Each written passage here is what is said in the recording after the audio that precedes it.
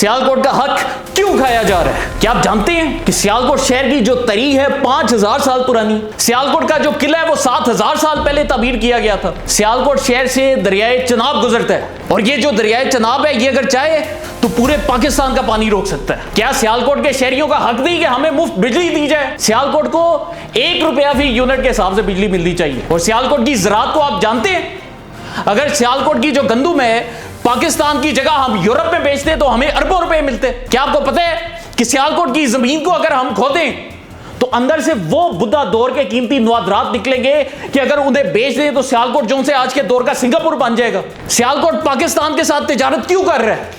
हम अगर इंडिया के बॉर्डर के साथ तिजारत करते तो हमारे पास खरबों रुपए आते। सियालकोट को मुफ्त बिजली मिलनी चाहिए, पाकिस्तान के हुक्मरान उनका हक खा रहे हैं। सियालकोट को रियासत बनना चाहिए। सियालकोट तो पहले भी कश्मीर का हिस्सा था। यहां के लोग इतने अजीम हैं कि इन लोगों को एक बार यूरोप के लोगों ने देखा तो उन्होंने कहा कि ये दुनिया की सबसे अजीम कौम है, हम इनके आगे मुकाबला नहीं कर सकते। और आज देखें सियालकोट का क्या हाल है। सियालकोट का पैसा जो से बाहर लेके जा रहे हैं, कोई इस्लामाबाद लेकर जा रहा है, कोई लाहौर लेकर जा रहा है। हमारी जो मादनियात है, हमारे जो ज़खायर हैं, हमारा जो पानी है उस पर कब्जा किया जा रहा है। सियालकोट के लोगों कब तक तुम ये तमाशा देखोगे? ये जो मैंने अभी आपको एक तकरीर सुनाई है, आप इसी तकरीर को उठाएं, कॉपी करें, पेस्ट करें बलूचिस्तान के सियासतदानों के ऊपर, तो आपको नजर आएगा कि वो यही सेम बातें करते हैं। फिर आप इसी तकरीर को उठाएं, कॉपी पेस्ट करें पीटीएम के ऊपर, तो आपको पता चलेगा कि वो भी यही सियासत कर रहे हैं।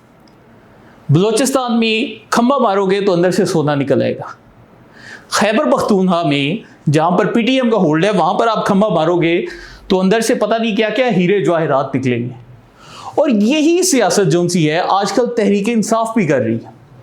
और अगर आप गौर करें तो यही सियासत आज़ाद कश्मीर में भी अवामी एक्शन कमेटी की जानिब से की जा रही है, जिसमें बिल्कुल इसी तरह की ज़ुबान, इसी तरह ही बोलना कि हम तीतरी नोट बॉर्डर के पार चले जाएंगे, इसी तरह ही पाकिस्तानी रियासत को धमकियां देना, इसी तरह ही पानी का शोर मचाना, इसी तरह मादनियात की बात करना, ये सब चीज़ें आज़ाद कश्मीर में भी कॉपी पेस्ट हो रही हैं। गिलगित बल्तिस्तान में भी यही करने की कोशिश की जा रही है, सिंध में भी यही करने की कोशिश की जा रही है। और आप ये फार्मूला उठाएं और उसको पाकिस्तान के किसी भी इलाके में जोड़ दें, चाहे वो रहीम यारान हो जाए, लिया हो जाए, राजतपुर हो जाए, आप देखेंगे कि हर जगह ये जो फार्मूला है ये अप्लाई होगा और लोगों को बेवकूफ़ बनाया जाएगा। क्योंकि जब भी आप लोगों को ये बताते हैं कि आप बड़ी अजीम कौम हैं, आपके पास बड़े मादनियात हैं, आपकी बड़ी पुरानी तारीख है, तो लोगों को बेवकूफ़ बनाना बहुत आसान हो जाता है। और यही चीज़ें मैंने अभी आपको एक डेमो के तौर पर करके दिखाई हैं। तो आज का हमारा टॉपिक है अवामी एक्शन कमेटी और इनका फैलाया गया रायता, और आज हम इस रायते को समझने की कोशिश करेंगे। ज़रा तसव्वुर करें कि आप एक दुकान चला रहे हैं और उसमें आप लोगों के पास चिलगोज़े पड़े हुए हैं, तो आप लोगों को चिलगोज़े बेच रहे हैं। तो एक क्लाइंट आपके पास आता है और वो कहते हैं यार ये जो चिलगोज़े हैं ना मुझे ज़रा अच्छी कीमत में दिखाएं। तो आप उस बंदे को देखकर बड़े खुश होते हैं, आप कहते हैं चलो पहली मरतबा मेरे पास क्लाइंट आया है तो मैं इसको जो चिलगोज़े हैं थोड़े सस्ते वाले और अच्छी क्वालिटी के दिखा देता हूँ। तो फिर वो जो आपका क्लाइंट है वो आपको कहता है कि आपने चिलगोज़े तो मुझे दिखा दिए, लेकिन मैं अभी इन्हें उठाकर घर नहीं लेकर जा सकता, तो एक काम करेंगे जो चिलगोज़े हैं मेरे घर होम डिलीवर करवा दें। अब आप कहते हैं यार चलो क्लाइंट आया है, फर्स्ट टाइम आया है, चिलगोज़े ले रहा है, तो ठीक है मैं इसके घर होम डिलीवरी के लिए भी राज़ी हो जाता हूँ। और फिर वो जो क्लाइंट है जब वो देखता है कि यार ये बंदा तो होम डिलीवरी पे भी राज़ी हो गया, तो फिर वो आपको कहता है यार ये जो होम डिलीवरी है ये फ्री होनी चाहिए, इसके आपने चार्जेस नहीं लेने। और आप हंसकर कहते हैं कि यार ठीक है आपके घर में फ्री में होम डिलीवरी करवा दूंगा। तो उसके बाद वो जो क्लाइंट है जो कि सोच रहा है कि यार ये जो दुकानदार है ये शायद बड़ा ही कमज़ोर हो गया है, तो वो आपको एक और चीज़ कहता है। वो कहता है कि ये जो चिलगोज़ों की आपने मुझे प्राइस कोट की है सस्ती करके, मुझे इसकी भी आधी प्राइस चाहिए। अब ये बात सुन के आपके दिमाग की घंटियां बज रही हैं बतौर दुकानदार, लेकिन आप कहते हैं यार चलो दिन का पहला क्लाइंट आया इसको मैं आधी प्राइस पे ही दे देता हूँ, इससे जान छुड़ाओ। लेकिन इसके बाद आपका जो क्लाइंट है वो बजाय इसके कि आपका शुक्रिया अदा करे और वो चीज़ लेकर खुशी खुशी घर जाए, वो दुकान के बाहर खड़े होकर ये कहते हैं कि जी इस बंदे की दुकान को आग लगानी है کیونکہ یہ جو دکاندار ہے یہ فراڈ کر رہا ہے, یہ مجھے چیزیں دینے پہ بھی راضی ہو گیا ہے, یہ مجھے فری میں ہوم ڈیلیوری بھی کر رہا ہے, یہ قیمت بھی آدھی کر رہا ہے, تو اصل میں یہ جو دکاندار ہے یہ ظالم ہے, یہ چیزیں ہی لوگوں کو سستی بیچتا ہے. تو اگر آپ کے ساتھ ایسا ایک واقعہ ہو تو آپ اس پہ کیا کہیں گے کہ کیا آپ واقعی ایسے کلائنٹ کو اپنی جانب آتے ہوئے دیکھنا چاہتے ہیں؟ کیا یہ کوئی آپ کے ساتھ واقعی میں کاروباری سودا ہو رہا تھا, یا پھر آپ کے ذہن میں ایک اور چیز آئے گی کہ یہ جو کلائنٹ ہے اس کو کسی اور دکاندار نے آپ کے پاس بھیجا ہے تاکہ وہ آپ کو بدنام کر سکے, آپ کو تنگ کر سکے, اور اسی بہانے آپ کے کاروبار کو نقصان پہنچا سکے. تو آپ میں سے بہت سے دوست اس وقت یہ سوچ رہے ہوں گے کہ فرحان بھائی ٹاپک تو آزاد کشمیر کے حالات تھے, یہ دکاندار اور خریدار کی جو باتیں یہ آپ کیوں سنا رہے ہیں؟ تو اس مثال کا ایک بڑا سیدھا اور گہرا تعلق موجودہ آزاد کشمیر کی صورتحال کے ساتھ ہے. وہاں پر یہ جو جوائنٹ ایکشن کمیٹی ہے یہ پاکستانی حکومت کے ساتھ بالکل ایسے ہی کھیل رہی ہے. کیسے کھیل رہی ہے آپ کو سمجھاتے ہیں. آپ تاریخ پر نظر ڈالیں کہ 30 مئی 2026 کا دن تھا. حکومت پاکستان, حکومت آزاد جموں کشمیر اور یہ جو عوامی ایکشن کمیٹی ہے ان کے درمیان ایک مذاکراتی نشست کا انعقاد ہوا.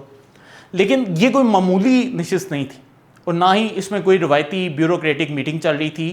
مطلب اس میں حکومت پاکستان کے انتہائی سنجیدہ اعلیٰ سطحی جو نمائندے تھے وہ سارے موجود تھے. اور اس وفد کی سطح کا اندازہ اس بات سے لگائیں کہ اس میں وفاقی وزیر احسن اقبال, طارق فضل چودھری, رانا ثناء اللہ, قمر الزمان کائرہ, جو سابق وزیر اعظم تھے پاکستان کے, راجہ پرویز اشرف صاحب, کشمیر میں جو مسلم لیگ نون کے نمائندے ہیں شاہ غلام قادر, طارق فاروق, اور یہ جو موجودہ وزیر اعظم آزاد کشمیر ہیں ان کے سمیت یہ چودھری یاسین جن کا تعلق پیپلز پارٹی سے ہے, یہ سارے کے سارے موجود تھے. جب اتنے وسیع اور اعلیٰ سطحی سیاسی وفد کی موجودگی ہو تو یہ ایک قومی پیغام ہوتا ہے کہ جی ریاست تصادم نہیں مسئلے کا حل چاہتی, ریاست دباؤ نہیں بلکہ آپ سے بات چیت کرنا چاہتی, اور سب سے بڑھ کر یہ کہ ریاست انتشار نہیں بلکہ عوام کے لیے ریلیف چاہتی. لیکن بدقسمتی سے اس کے جواب میں عوامی ایکشن کمیٹی کی قیادت نے کیا کیا؟ انہوں نے کوئی لچک دکھانے کی کوشش کی. کیا انہوں نے کہا کہ ہمیں جی حکومت کے ساتھ مزید وقت ڈسکس کرنا چاہیے؟ کیا انہوں نے اپنی جو 9 جون کی ایک ہڑتال کی کال تھی اس کے اوپر نظر ثانی کی؟ بالکل نہیں. ان سب کی بجائے انہوں نے کہا کہ جی ہم جو ان سے سڑکیں بند کریں گے, ہم کشمیر کو بلاک کریں گے, حکومت سنجیدہ نہیں ہے, اور یہ ساری باتیں کرنی شروع کر دیں. اب میں آپ کے سامنے ثبوت لے کر آتا ہوں جس کے بعد کوئی بھی جو باشعور انسان ہے وہ اس احتجاج کی حمایت نہیں کر سکتا. تو ذرا ان حقائق کے اوپر غور کریں. ایک حقیقی عوامی تحریک اس وقت اپنی کامیابی کا جشن مناتی ہے جب اس کے بیشتر مطالبات مان لیے جائیں. اور جموں کشمیر عوامی ایکشن کمیٹی کی صورتحال میں کیا ہوتا ہے کہ عوامی ایکشن کمیٹی کے 38 مطالبات تھے جو کہ گزشتہ سال حکومت پاکستان کے سامنے پیش کیے جاتے. ان میں سے 35 مطالبات جو ان سے ہیں وہ اب تک تسلیم کر لیے گئے ہیں یا وہ اپنے حل کے انتہائی قریب پہنچ گئے. اب میں آپ کے سامنے باری باری جو ان کے بڑے مطالبات ہیں وہ دکھاتا ہوں تاکہ آپ کو سمجھ لگے کہ حکومت نے کتنی لچک دکھائی. تو نمبر 1 یہ کہ حکومت کی جانب سے ان کی گزارش یہ تھی کہ 177 جو FIRs تھیں وہ واپس لی جائیں, جو کہ حکومت نے واپس لے لیں. جو لوگ کشمیر کے پچھلے احتجاج میں جاں بحق ہوئے ان کے خاندانوں کو 7 کیسز میں فی کس 1 کروڑ روپے کے حساب سے 7 کروڑ روپے کا معاوضہ ادا کیا گیا. ان کے جو 48 زخمی تھے ان کو 10 لاکھ روپے کے حساب سے 4 کروڑ 80 لاکھ روپے کا معاوضہ دیا گیا. گندم کے معاملے پر انہوں نے مطالبہ کیا تو پاسکو نے ان کے ساتھ 50% کا طریقہ اپنایا تاکہ عوام کو سستا آٹا مل سکے. بجلی کے معاملے میں 5 کلو واٹ تک ٹیرف ایڈجسٹمنٹ نافذ کی گئی, سرچارجز جو سے ان کے معاف کر دیے گئے اور بقایا جات کو 36 اقساط میں ادا کرنے کی سہولت بھی دی گئی. یہاں تک کہ جو منگلا ڈیم ریزنگ پروجیکٹ تھا اس کے بجلی بلوں کے بقایا جات بھی ان کو معاف کر دیے گئے. صحت کے شعبے میں پاکستان کا مشہور جو صحت کارڈ ہے وہ کشمیری باشندوں کے لیے دستیاب کر دیا گیا. تعلیمی اداروں اور سرکاری تقرریوں میں جو اوپن میرٹ کی پالیسی تھی اس کو باقاعدہ نوٹیفائی کر دیا گیا. جائیداد کی منتقلی پر لگنے والے ٹیکس کو گھٹا کر پنجاب کے برابر یعنی 8.5% پر لایا گیا. سرکاری محکموں کی ری گروپنگ اور انضمام کے بعد انہیں 22 گریڈ تک محدود کر دیا گیا اور کابینہ کا حجم جو پہلے 28 وزراء اور 2 مشینوں پر مشتمل تھا نومبر 2025 میں کم کر کے 20 وزراء تک لایا گیا. احتساب ایکٹ کو پاکستان کے نیب قوانین سے ہم آہنگ کرنے کے لیے باقاعدہ آرڈیننس لایا گیا تھا. تو یہ اتنے زیادہ مطالبات جب تسلیم کر لیے گئے ہیں تو یہ سب پڑھ کر آپ کا دماغ کیا کہتا ہے کہ جب حکومت اتنے بڑے اور تاریخی اقدامات کر چکی ہو تو اسے عوام کا دشمن بنا کر پیش کرنا کیا دیانتدارانہ سیاست ہے؟ بالکل نہیں. یہ تو عوام کو جان بوجھ کر مشتعل رکھنے کی کوشش ہے. اب یہ کیسے ہو رہی ہے ہم آپ کو بتاتے ہیں, کیونکہ یہاں پر یہ جو سوال ہے اب یہ نہیں رہا کہ عوامی شکایت سنی گئی یا نہیں. سوال یہ ہے کہ جب بیشتر مطالبات آپ کے مان لیے گئے ہیں اور ان پر عملی پیش رفت بھی ہو چکی ہے تو پھر یہ احتجاج اور لانگ مارچ ہو کیوں رہا ہے؟ اور اب آپ کے ذہن میں یہ سوال بھی اٹھ رہا ہوگا کہ جی اگر 35 مطالبات مان لیے گئے ہیں تو باقی 3 مطالبات کون سے ہیں جن کے اوپر ہنگامہ ہو رہا ہے؟ تو یہ جو باقی رہ جانے والے مطالبات ہیں یہ کوئی عام مطالبات نہیں، ٹھیک ہے، بلکہ یہ جو ریاست کا ایک پورا فائنینشل سٹرکچر ہے اور جو ریاست کا ایک ڈھانچہ ہے اس سے جڑے ہوئے مسئلے ہیں. اور ان معاملات کو اب یہ لوگ کہہ رہے ہیں کہ جی ہم سڑکوں پر احتجاج کریں گے اور اس کے ذریعے حل کریں. تو سب سے پہلے ان کی جو ایک اکنامک ڈیمانڈ ہے ہم اس کا جائزہ لیتے ہیں، جس میں یہ کہہ رہے ہیں کہ ہم کوئی ٹیکس نہیں دیں گے لیکن ہمیں سہولتیں پوری چاہیے. تو ذرا نا ان کو معیشت کے متعلق ہم آپ کو بتاتے ہیں کہ آزاد کشمیر کی معیشت کیسے چل رہی. آزاد کشمیر کی جو ابنی سالانہ آمدن ہے وہ تقریباً 60 ارب روپے ہے، لیکن ان کا جو بجٹ ہے وہ 300 ارب سے بھی زیادہ ہے. اس کا جو صاف صاف مطلب ہے وہ یہ ہے کہ تقریباً 240 سے 250 ارب روپے جو ان سے ہیں ان کا بوجھ پاکستان کی وفاقی حکومت اور پاکستان کے عام عوام میں آپ ہم سب برداشت کریں. کہ یہ جو اب عوامی ایکشن کمیٹی کا مطالبہ یہ ہے کہ 75% جو ایڈوانس ٹیکس لگتا ہے اس کو ختم کر دیا جائے. اگر حکومت اس مطالبے کو مان لے تو اس کا مطلب یہ ہے کہ آزاد کشمیر کی جو پہلے میں نے آپ کو 60 ارب روپے آمدن بتائی تھی وہ 15 ارب رہ جاتی. تو اب اس کا مطلب یہ ہے کہ پہلے تو وہ 250 ارب روپے پاکستان سے آئیں گے اور پھر جو 60 ارب یہ اکٹھے کرتے ہیں اس میں سے بھی 45 ارب روپے جو ان سے ہیں وہ اب کشمیر سے اکٹھے نہیں ہوں گے. تو اب میرا عوامی ایکشن کمیٹی کی حمایت کرنے والے دوستوں سے سوال ہے کہ یہ 45 ارب روپے کہاں سے آئیں گے؟ تو کیا یہ جو 45 ارب ہیں یہ اب سرکاری ملازموں کی تنخواہوں سے کاٹے جائیں گے؟ کیا یہ جو ترقیاتی منصوبے ان کو بند کر کے لیا جائے گا؟ کیا ہسپتالوں یا جو اسکولوں کا بجٹ ہے اس کے ذریعے یہ بجٹ پورا کیا جائے گا؟ تو پھر اینڈ پر ہوگا کیا کہ یہ جو 45 ارب روپے ہیں ان کا پورا بوجھ پاکستان کے یہ جو ٹیکس دینے والے ہیں، جو پاکستان کے مزدور ہیں، جو پاکستان کے دکاندار ہیں، جو پہلے ہی بیچارے مہنگائی میں رو رہے ہیں، ان کے اوپر ڈالا جائے گا. اب عوامی ایکشن کمیٹی کو آٹے پر سبسڈی مل گئی، ان کی بجلی کے ریٹ کم ہو گئے، ہیلتھ کارڈ مل گیا، بہترین تعلیم مل گئی، جدید اسپتال مل گئے، وہاں پر سڑکیں بن رہی ہیں، انفراسٹرکچر بھی ہے، سب کچھ ان کو چاہیے. لیکن ساتھ ہی وہ کہتے ہیں کہ جی بھائی جان یہ سب ہمیں چاہیے لیکن ہم نے آپ کا ٹیکس نہیں دینا. تو دنیا کا کون سا ایسا معاشی نظام ہے جو کہ اس اصول پر چلتا ہے کہ آپ کی آمدن زیرو ہے لیکن آپ کو بڑی بڑی چیزیں چاہیے؟ اور یہ سارا خرچہ جو سا ہے وہ ہے کس کے ذمہ؟ کہ مطلب پاکستان کے غریب عوام سے آپ نے پیسے نکالنے ہیں. تو یہ مطالبات عوامی ریلیف کے نہیں بلکہ بجٹ کا جو ڈھانچہ ہے اس کے متعلق ہے. اور اب ان کا جو دوسرا مطالبہ ہے جس کے اوپر یہ معاملات پھنسے ہیں ہم وہ آپ کے سامنے لے کر آتے ہیں. اور یہ آپ نے سنا بھی ہوگا کہ جی 12 جو مہاجر نشستیں ہیں اس کا ان کو خاتمہ چاہیے.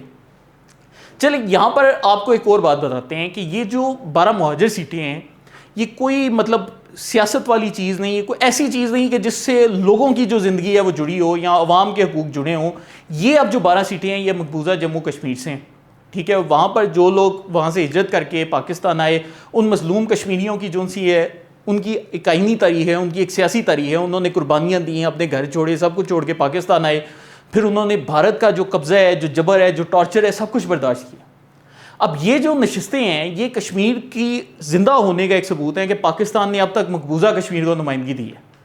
تو آپ کا کیا خیال ہے کہ یہ جو مطالبہ ہے اس کا تو عام عوام سے براہ راست کوئی اس طرح سے تعلق بھی نہیں. تو اب یہ جو مطالبہ ہے اس کا مقصد کیا ہے کہ جی ان سیٹوں کو جو سے ہم متنازع بنوائیں، اس کے بعد کیا ہو کہ جی کل کو کشمیریوں کی آواز کو دبا دیا جائے اور پھر بعد میں بھارت عالمی میڈیا پر یہ ڈنڈورا پیٹے کہ جی پاکستان مقبوضہ کشمیر کے اپنے موقف سے ہٹ گیا ہے، وہاں پر ان کو ہم نے جو ایک ریپرزنٹیشن دی تھی وہ ریپرزنٹیشن بھی چھین لی. اور عالمی دنیا کے سامنے ایک اور چیز بھی ہے کہ مقبوضہ کشمیر سے لاکھوں مہاجر پاکستان آئے ہیں اور پاکستان نے ان کو ریپرزنٹیشن دی ہے وہ بھی غائب کر دیں کہ پاکستان میں جیسے کوئی بھی نہیں آیا، یہ ایشو ہی دفن ہو جائے. آپ کو پتہ ہے کہ مقبوضہ کشمیر کی اسمبلی میں باقاعدہ آزاد کشمیر سے انہوں نے نمائندگی کو تسلیم کیا ہوا ہے، لیکن آزاد کشمیر میں ہم اس چیز کو متنازع بنا رہے ہیں. اور اس کے علاوہ عوامی ایکشن کمیٹی کی طرف سے ایک اور مطالبہ بھی آیا کہ جی مہاجر طلبہ کے کوٹے کو ختم کرنے کا ہم نے جی ڈیمانڈ کی ہے. تو ایک طرف آزاد کشمیر کے جو طلبہ ہیں وہ پاکستان کی تمام یونیورسٹیوں میں محسوس کوٹے اور نشستوں سے فائدہ اٹھا رہے ہیں، تو دوسری طرف اپنے ہی جو ان کے مہاجر بھائی ہیں جو مقبوضہ کشمیر سے تعلق رکھتے ہیں کہتے ہیں کہ ان کے بچوں کا جو کوٹا ہے وہ ختم کر دیں. تو یہ کیسا انصاف ہے؟ وفاق پاکستان 1989 کے بعد بے گھر ہونے والے 63,000 سے زائد مہاجرین کو براہ راست مالی معاونت فراہم کر رہا ہے جس کی مالیت تقریباً 15 ارب روپے سالانہ ہے. پاکستان کی یہ جو معاونت ہے یہ صرف بجٹ نہیں بلکہ ہماری ایک ذمہ داری بھی ہے کیونکہ مقبوضہ کشمیر سے ہمارا ایک تعلق ہے. پاکستان کی جو ایگزسٹنس ہے اسی وقت قائد اعظم نے فرما دیا تھا کہ کشمیر جو ہے پاکستان کی شہر ہے. اب عوامی ایکشن کمیٹی کرتی کیا ہے کہ جی نام لیں گے عوام کے حقوق کا اور اس کے بعد جو ہے بیچ میں یہ والی باریک واردات ڈالنے کی کوشش کرتے ہیں. اور اس میں جو بنیادی ایجنڈا ہے وہ کیا ہے کہ جب عوامی حقوق، وہ اگر آپ غور کریں تو عوامی حقوق کے جتنے مطالبات تھے میں نے آپ کو گنوا دیے کہ حکومت پاکستان نے مان لیے، لیکن یہ وہ مطالبات تھے جن سے براہ راست انڈیا کا نیریٹو جڑا تھا اور اس کے اوپر جو ہے اب انہوں نے شور مچا دیا کہ حکومت نے کچھ نہیں کیا، وہ جو باقی 35 مانے ہیں ان کو بھی ہم نہیں مانتے. تو اب جو ہے سوشل میڈیا پر یہ لوگ یہ بیانیاں بھی دہراتے ہیں کہ جی حکومت نے آج تک آزاد کشمیر میں کوئی کام نہیں کیا، سارا زبانی جمع خرچہ ہے، یہ ایک سفید جھوٹ ہے. جب ہم اعداد و شمار بتاتے ہیں تو حقائق کچھ اور کہانی نکلتی ہے. تو اب ذرا نا میں آپ کو اس وقت جو سے حکومت کے کام ہے وہ بتاتا ہوں کہ سالڈ ویسٹ مینجمنٹ کے لیے حکومت نے 361 ملین روپے کا PC1 آزاد کشمیر میں جو سے منظور کیا. ہسپتالوں میں MRI مشینز کا مطالبہ تھا، اس کے لیے 5.5 ارب روپے کا جو PC1 ہے وہ منظور کیا. THQ ہسپتالوں میں جدید آپریشن تھیٹرز اور انڈسٹریز کے لیے 2.8 ارب روپے کا پروجیکٹ منظور کیا ہے. ان کی پانی کی قلت دور کرنے کے لیے کشمیر کالونی ڈڈیال میں 174 ملین روپے کی واٹر سپلائی اسکیم اور یہ جو ان کا ضلعی ہیڈ کوارٹر ہے اس میں 89 ملین روپے کے جو PC1 ہے وہ منظور کیے. بجلی کے پوشیدہ نظام کی جو تبدیلی اور بہتری کے لیے 10 ارب روپے کا ایک الگ منصوبہ ہے جو کہ پلاننگ کمیشن کے پاس ہے.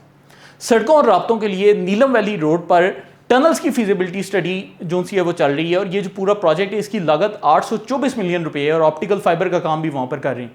تو یہ جتنے بھی اقدامات میں نے آپ کو گنوائے ہیں یہ حالیہ کچھ عرصے کے ہیں اور یہ چیخ کر بتا رہے ہیں کہ آزاد کشمیر کو پاکستان نے پوری کوشش کی ہے کہ ہم جس حد تک فیسیلیٹیٹ کریں ہم کر سکتے ہیں ہم کریں، لیکن یہ ساری چیزیں آپ کے سامنے نظر انداز کر دی جائیں گی. تو ویڈیو کے شروع میں نے آپ کو سیالکوٹ کے مسائل بتا کر بتایا تھا کہ اس طرح کی جو کہانیاں بنانا ہے یہ بہت آسان کام ہے. آپ کسی بھی علاقے میں جا کر لوگوں کو بتائیں گے نا کہ جی ہم اس اسٹوڈیو میں موجود ہیں اور اس کے نیچے سے سونا نکلے گا اگر ہم کدال ماریں گے اور حکومت پاکستان ہم سے ٹیکس لے رہی ہے، ہمیں ٹیکس نہیں دینے چاہیے، یہ جو بجلی ہے اسٹوڈیو کی یہ فری ہونی چاہیے کیونکہ ہم عوام کے لیے کام کر رہے ہیں، تو ہر بندے کو یہ باتیں پسند آتی ہیں. لیکن مسئلہ یہ ہے کہ دنیا میں ہر کام کرانے کا ایک طریقہ ہوتا ہے.